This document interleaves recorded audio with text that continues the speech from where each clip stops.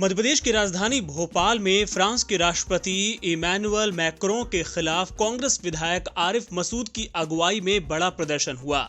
इस विरोध प्रदर्शन में भारी संख्या में लोगों ने हिस्सा लिया। अक्सर अपने बयानों के चलते सुर्खियों में रहने वाली बीजेपी सांसद प्रज्ञा ठाकुर इस प्रदर्शन को लेकर भड़क गई हैं। प्रज्ञा ने इस तरह की गतिविधियां करने वाले लोगों को विधर्मी करार दिया।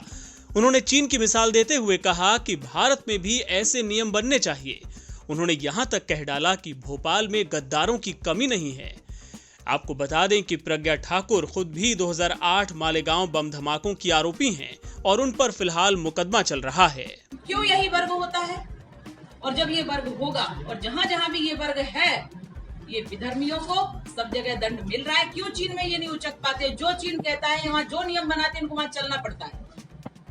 और भारत को भी ऐसे नियम बनाने होंगे और इनको कसौटी, इनको ग्रिप में रखना होगा, इन पर लगाम कसनी होगी, नहीं तो ये देश को बर्बाद करने पर तुले हुए हैं। और भोपाल में भी कमी नहीं है ऐसे गद्दारों की। वहाँ का समर्थन करने वाले वहाँ जाके देख लो, घूम दिए जाओगे, पता चल जाएगा ये भारत है। जाके हिम्मत दिखाओ ना, वहाँ जाके दिखाओ ना चीन में जाने की, नहीं कर पाएंगे। भारत में मैं कह रही हूँ ना, स्वतंत्रता है यहाँ कहने की, इसलिए वो ऐसा कर लेते हैं और ऐसे लोगों के लिए कानून बनना चाहिए। बिहार के मुंगेर में दुर्गा भक्तों पर पुलिस फायरिंग की घटना को लेकर शिवसेना ने एनडीए की सरकार को निशाने पर लिया। पार्टी के प्रवक्ता संजय राउत ने कहा कि मुंगेर की घटना हिंदुत्व पर हमला है। उन्होंने कहा कि अगर ऐसी घटना महाराष्ट्र, पश्चिम बंगाल या राजस्थान में होती तो राज्यपाल और बीजेपी नेता राष्ट्रपति शासन की मांग करते। अब बिहार के राज्यपाल और बीजेपी नेता इस पर सवाल क्यों नहीं उठा रहे? दुर्गा माता की विसर्जन का जो जुलूस निकला, वहाँ हिंसा हो गई। हिंसा के बाद वहाँ पुलिस ने फायरिंग की, उसमें एक की मौत हो गई और बहुत लोग आज भी गंभीर रूप से घायल हैं। ये मानता हूँ कि हिंदुत्व के ऊपर हमला है।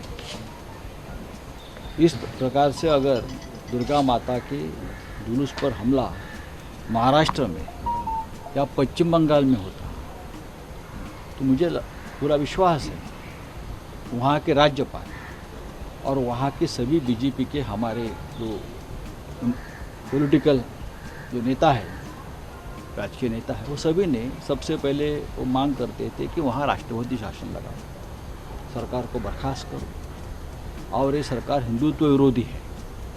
तो अगर मुंगेर में इस प्रकार से हमला होता है जहाँ बीजेपी की भी सरकार है, तो क्या हिंदुत्व का विरोध नहीं है? ये हिंदुत्व के ऊपर हमला है, मैं मानता हूँ। लेकिन अब तक न राज्यपाल ने उस बारे में सवाल उठाया है और ना वहाँ की बीजेपी ने सवाल उठाया है। मैं तो महाराष्ट्र के राज्यपाल महोदय को ये रिक्वेस्ट करूँगा कि वहाँ के राज्यपाल से बात कर लीजिए और कहिए कि क्या वहाँ का जो सरकार के जो मुखिया है, क्या वो सेकुलर बन गए? लव जिहाद को लेकर जारी बहस के बीच कांग्रेस नेता और मध्य प्रदेश के पूर्व मुख्यमंत्री दिग्विजय सिंह ने बीजेपी को निशाने पर लिया है। दिग्विजय ने कहा कि केंद्रीय मंत्री मुख्तार अब्बास नकवी और शहनवाज हुसैन की पत्नियां भी हिंदू हैं, क्या उन्होंने भी लव जिहाद किया? इस दौरान उन्होंने सिंधिया के आरोपों पर तंज भी कसा। मोदी जी के मंत्रिमंडल में मुख्तार अब्बास नकवी साहब हैं, उनकी पत्नी हिंदू है, उन्होंने भी लव जिहाद किया है क्या? शाहनवाज खान उनके सीनियर लीडर है, उनकी पत्नी भी हिंदू है, उन्होंने भी किया है क्या? बेकार, ये हिंदू मुसलमान के अलावा इनके पास कोई एजेंडा नहीं है, मुद्दे इनके पास नहीं है, केवल नफरत फैलाना, हिंदू मुसलमान के नाम पर लोगों को भड़काना। हम इसका विरोध करते हैं क्योंकि धर्म जो है जोड़ता है। सर, सिंधिया जी ने कमलनाथ जी और दिग्विजय सिंह को छोटे भाई और बड़े भाई की जोड़ी बताते हुए आरोप लगाया है कि दिग्विजय सिंह छोटे भाई पर्दे के पीछे से सरकार चलाते हैं। उनको क्या एतराज है? अगर मैं उनको बड़ा भाई मानता हूँ और वो मुझे छोटा भाई मानते हैं तो सिंधिया जी को क्या एतराज है? हरियाणा के फरीदाबाद के बल्लभगढ़ में हुए निकिता हत्याकांड को लेकर सीएम मनोहर लाल खट्टर ने कहा है कि पीड़ित परिवार पुलिस की जांच और अभी तक की कार्रवाई से संतुष्ट है। खट्टर ने कहा कि मामले के ट्रायल के लिए फास्ट ट्रैक कोर्ट का गठन किया जाएगा ताकि पीड़ित परिवार को जल्द से जल्द न्याय मिल सके। जो कार्रवाई इस समय सरकार की चल रही है वो लोग संतुष्ट हैं। 2 घंटे के अंदर अंदर हम लोगों ने जो कल्प्रेट थे उनको पकड़ लिया। उनकी सहायता करने वाला एक तीसरा अपराधी, उसको भी कल पकड़ लिया है और उसकी फास्ट एक प्रकार से जो उसके ऊपर एक्शन हो सकता है। पुलिस को हमने कहा कि जल्दी से जल्दी इसका चालान, जो भी सामग्री इकट्ठी करनी है, चालान पेश करे और फास्ट ट्रैक कोर्ट के ऊपर इसको जो है इसका संज्ञान लिया जाएगा और फास्ट ट्रैक कोर्ट एस्टेब्लिश हो जाएगी। और जितना जल्दी हो सकता है ऐसे जो अपराधी हैं, ये जो घिनौना अपराध किया है उन्होंने, इस घिनौने अपराध को करने की वजह में उनको सख्त दंड दिया जाएगा। निश्चित तौर पर सरकार ने त्वरित कार्रवाई की है। क्या ऐसी भी प्रक्रिया है कि जो उसका चचेरा भाई एमएलए है, सरकार की ऐसी अनुशंसा है कि उसको बर्खास्त किया जा सकता है? देखिए, ये तो अपराध में संलिप्त कौन कौन है, जिसकी संलिप्तता इस अपराध में मिलेगी, उन सबके खिलाफ संज्ञान लिया जाएगा। दिल्ली में कोरोना वायरस के मामले एक बार फिर तेजी से बढ़ रहे हैं। ऐसे में कोरोना की तीसरी लहर की आशंका जाहिर की जा रही है। हालांकि दिल्ली एम्स के निदेशक डॉक्टर रणदीप गुलेरिया इससे इनकार कर रहे हैं।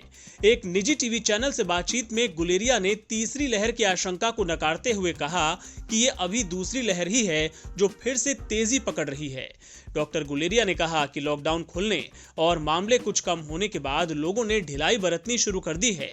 सोशल डिस्टेंसिंग का पालन ठीक से नहीं हो रहा और मास्क लगाने में भी लोग लापरवाही बरत रहे हैं, जिसका नतीजा ज्यादा केसेस के रूप में सामने आ रहा है।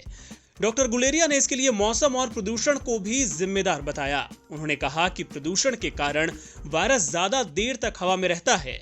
प्रदूषण और वायरस दोनों ही फेफड़ों को प्रभावित करते हैं। डॉक्टर गुलेरिया ने चेतावनी देते हुए कहा कि मास्क जरूर लगाएं और जरूरी काम ना हो तो बाहर ना जाएं। उन्होंने इस धारणा को गलत बताया जिसमें लोग ये सोचते हैं कि उन्हें हल्का इन्फेक्शन होगा और फिर वो ठीक हो जाएंगे।